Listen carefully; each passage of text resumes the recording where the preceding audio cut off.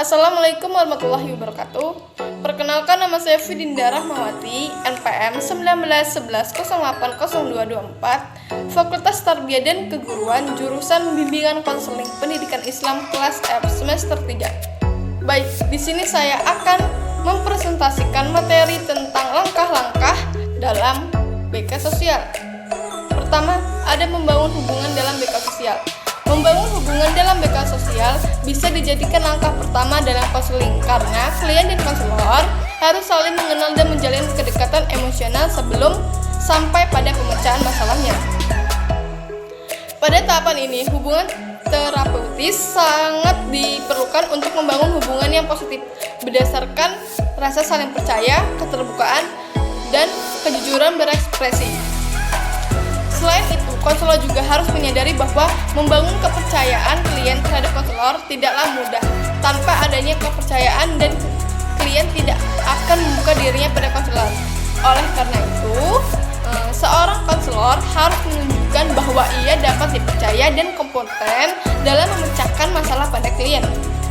Kedua, identifikasi masalah. Identifikasi masalah yaitu langkah untuk mengetahui kasus atau tanda-tanda gejala yang nampak. Pada langkah ini, konselor mengidentifikasi masalah belajar seperti sering terlambat masuk sekolah, sering bolos, sering mengganggu teman dalam belajar, sulit berkonsentrasi dalam belajar, serta prestasi belajar terus menurun.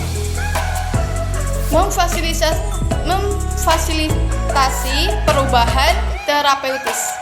Dalam langkah ini, yang dicari adalah strategi dan interferensi yang dapat memudahkan terjadinya perubahan sasaran dan strategi terutama ditentukan oleh sifat masalah, gaya dan teori yang dianut oleh konselor.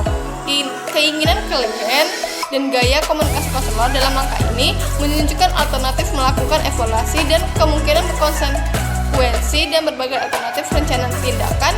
Dipertimbangkan juga strategi yang berasal dari berbagai macam pendekatan, bagaimana cara mengubah hambatan afektif, melakukan pengelolaan stres, meningkatkan kemampuan penyelesaian masalah, atau mengubah pada interaksi maladaptif.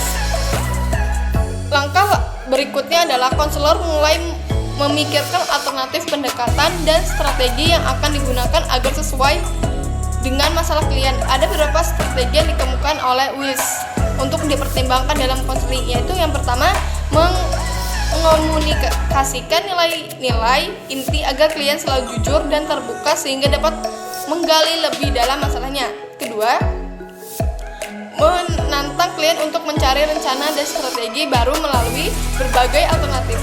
Hal ini membuat termotivasi untuk meningkatkan dirinya sendiri. Selain alternatif dan strategi disusun dengan matang, maka langkah selanjutnya adalah melakukan interferensi pada klien. Dalam hal ini, konselor harus mengevaluasi terus-menerus apakah ada kemajuan dalam proses konseling, atau malah menyadari bahwa interferensi yang digunakan tidak tepat, sehingga harus dicari kembali alternatif dan strategi yang baru. Kemudian keempat, evaluasi. Langkah keempat ini adalah langkah terakhir dalam proses konseling. Secara umum, evaluasi terhadap hasil konseling akan dilakukan secara keseluruhan yang menjadi ukuran keberhasilan konseling akan tampak pada kemajuan tingkah laku klien yang berkembang ke arah yang lebih positif.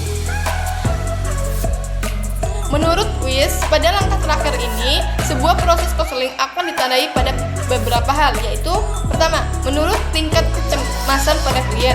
Kedua, adanya rencana perubahan perilaku klien ke arah yang positif, sehat, dan dinamis. Ketiga, adanya rencana hidup di masa mendatang dengan program yang jelas.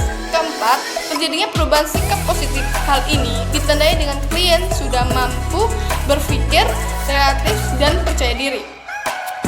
Selain itu, Weiss 2009 juga menambahkan bahwa tujuan yang ingin dicapai dalam langkah terakhir proses konseling adalah 1.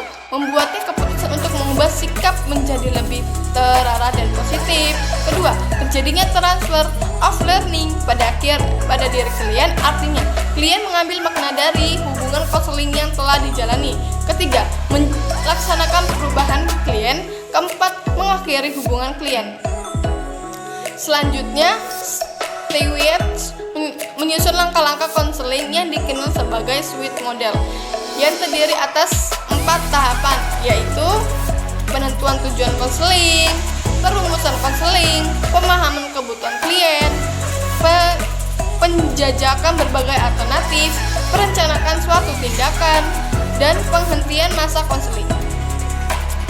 Baik, itulah materi yang dapat saya sampaikan. Jika ada kata-kata yang salah, saya mohon maaf, dan kepada Tuhan saya mohon ampun. Sekian dan terima kasih. Wassalamualaikum warahmatullahi wabarakatuh.